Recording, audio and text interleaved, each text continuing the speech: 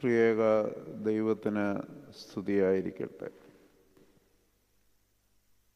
2 ആഴ്ചത്തെ നോമ്പാചരണത്തിന് ശേഷം വിശുദ്ധ ദൈവമാതാവിൻ്റെ വാങ്ങിപ്പ് പെരുന്നാൾ ആഘോഷിക്കുവാനായിട്ട് നാം ഒത്തുവന്നിരിക്കുകയാണ്. വിശുദ്ധ ദൈവമാതാവിനെ കുറിച്ച് പഠിക്കുമ്പോൾ പുതിയ നിയമത്തിൽ ഏറ്റവും തേജസ്സാർന്നതും പലപ്പോഴും സാധാരണ ഒരു വ്യക്തിക്ക് മനസ്സിലാക്കുന്നതിനപ്പുറം പ്രവർത്തിക്കുന്ന ഒരു വ്യക്തിത്വമായിട്ട് നമുക്ക് കാണാം.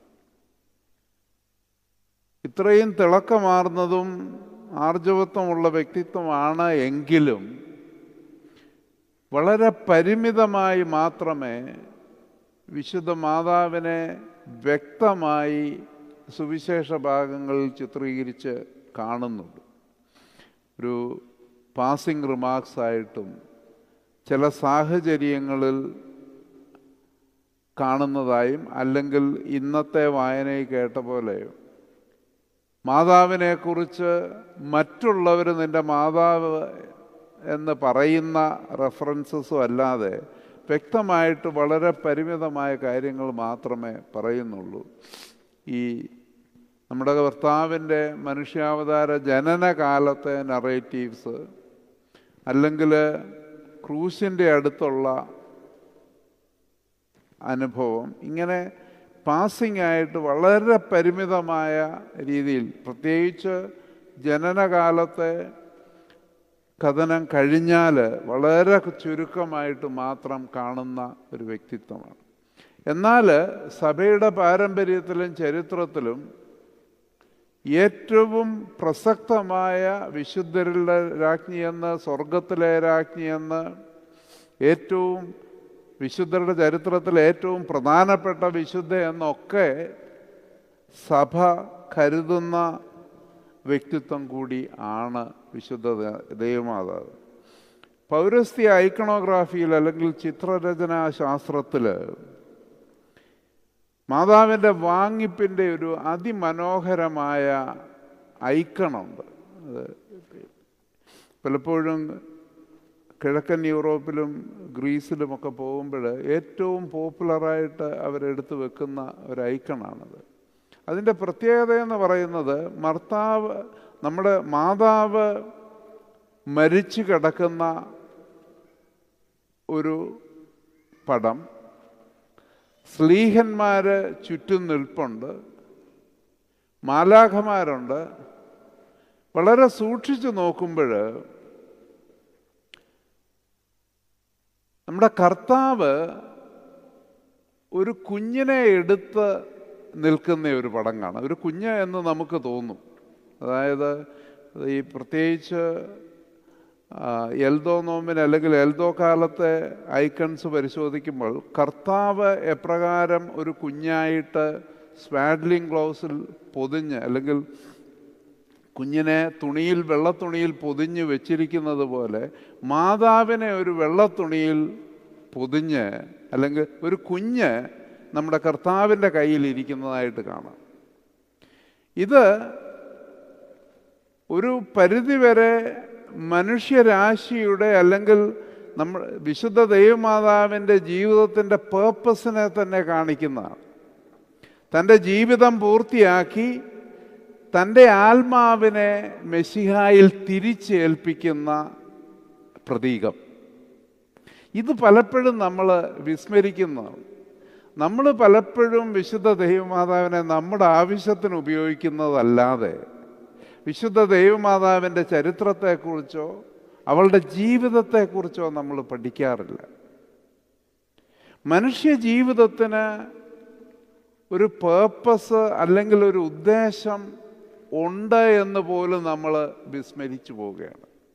നമ്മുടെ ജീവിതത്തെക്കുറിച്ച് നമ്മൾ പഠിക്കുമ്പോൾ നമ്മൾ വളരെ അപൂർവമായിട്ട് ചിന്തിക്കാറുള്ളൂ എൻ്റെ ജീവിതത്തിൻ്റെ ഉദ്ദേശം എന്താണ് എന്ന്. കാരണം നമുക്ക് പലപ്പോഴും അന്നന്നത്തെ അപ്പം, അതിനപ്പുറത്തേക്ക് ചിന്തിക്കുവാനുള്ള ഒരു കഴിവില്ലെന്ന് തോന്നുന്നു. അതിന് കുറച്ച് വേണമെങ്കിൽ വിശാലമായ അർത്ഥം നമുക്ക് കണ്ടെത്താം. അപ്പം എന്ന് പറയുമ്പം അക്ഷരാർത്ഥത്തിൽ അപ്പം അല്ല, നമുക്ക് അന്നന്ന് വേണ്ട കാര്യങ്ങൾ, നമ്മുടെ ജീവിതത്തിൽ നമ്മൾ ആഗ്രഹിക്കുന്ന ചില കാര്യങ്ങൾ, അതിനപ്പുറത്തേക്ക് ദൈവം എന്നെ സൃഷ്ടിച്ചതിൻ്റെ ഉദ്ദേശം എന്താണ്, അത് തിരിച്ചറിഞ്ഞ് അതിനനുസരിച്ച് ജീവിക്കുവാനുള്ള ഒരു ഉത്തരവാദിത്വം എനിക്ക് ഉണ്ട് എന്ന് നമ്മൾ ഓർക്കാറുമില്ല, ചിന്തിക്കാറുമില്ല. എന്നാൽ വിശുദ്ധ ദൈവമാതാവിനെ കുറിച്ച് ചിന്തിക്കുമ്പോൾ, വചനിപ്പിൻ്റെ സമയം തൊട്ട് നോക്കുമ്പോൾ നമുക്കിത് കാണാം. അവളുടെ ഉദ്ദേശം, അവളെക്കുറിച്ചുള്ള സൃഷ്ടിയുടെ ഉദ്ദേശം മനസ്സിലാക്കുമ്പോൾ മുതൽ അവളുടെ ജീവിതത്തിന് മറ്റൊരു ഭാവം കൈവരികയാണ്. അത് എളുപ്പമായിരുന്നില്ല. She never had an easy life. വചനിപ്പിൻ്റെ സമയത്ത് ദൈവഹിതത്തിന് കീഴ്പ്പെടുമ്പോൾ അതൊരു സാഹസികതയുടെ കീഴ്പ്പെടലാണ്. നിലവിലുണ്ടായിരുന്ന സാമൂഹ്യ മത നിയമങ്ങൾക്ക് അവൾ ഒരുതരം അവളുടെ പ്രതികരണം എന്ന് പറയുന്നതിൻ്റെ റിബല്യനായിരുന്നു. വിവാഹിതയാകാതെ ഗർഭം ധരിക്കുവാനുള്ള അവളുടെ ഒരുക്കം, അത് ദൈവഹിതമാണ് എന്ന് പറഞ്ഞപ്പോൾ അത് തിരിച്ചറിഞ്ഞപ്പോൾ അവൾ മനസ്സിലാക്കുന്ന ഒരു കാര്യം, പലപ്പോഴും നമ്മൾ മനസ്സിലാക്കാത്ത, അല്ലെങ്കിൽ നമ്മുടെ ജീവിതത്തെക്കുറിച്ച് ചിന്തിക്കുമ്പോൾ നമ്മൾ മനസ്സിലാക്കാത്ത ഒരു കാര്യം ആ കൊച്ചു പെൺകുട്ടി തിരിച്ചറിഞ്ഞു. കാരണം തൻ്റെ ജീവിതത്തിന് അപകടമുണ്ടാക്കുന്ന ഒരു നിശ്ചയമാണ് അവൾ എടുക്കുന്നതെങ്കിലും അവൾക്ക് ഒന്ന് മനസ്സിലായി, ദൈവമാണ്, അല്ലെങ്കിൽ ദൈവം എന്നെ പരമേൽപ്പിച്ചിരിക്കുന്ന ഉത്തരവാദിത്വമാണ് ഇത്. അതുകൊണ്ട് എന്നെ പരിപാലിക്കേണ്ട ഉത്തരവാദിത്വവും ദൈവത്തിന് തന്നെയാണ്. അപ്പം പരിപൂർണമായ ഒരു കീഴ്പ്പെടൽ, അതാണല്ലോ വചനിപ്പ് സമയത്തെ വായനയിൽ നമ്മൾ പറഞ്ഞ് അവസാനിപ്പിക്കുന്നതാണ്. അടിയൻ ഇതാ കർത്താവിൻ്റെ ദാസി ഞാൻ, നിന്റെ ഹിതം പോലെ എനിക്ക് ഭവിക്കട്ടെ എന്ന്. ഇത് റിപ്പീറ്റഡായിട്ട് മാതാവിൻ്റെ സാന്നിധ്യം കാണുന്നിടത്തൊക്കെ കാണുന്നുണ്ട്.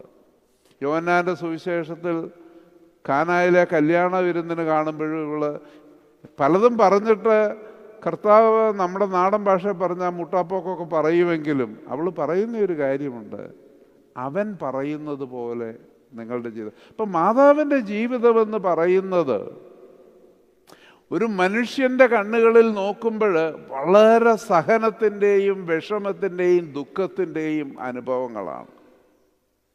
തൻ്റെ കുഞ്ഞ് ജനിക്കുമ്പോൾ തൊട്ട് അതിനെക്കുറിച്ചുള്ള ബുദ്ധിമുട്ടുകൾ, അവസാനം തൻ്റെ കൺമുമ്പിൽ വെച്ച് അതിക്രൂരമായിട്ട് ക്രൂശിൽ തറച്ച് തൻ്റെ മകനെ കൊല്ലുന്നു.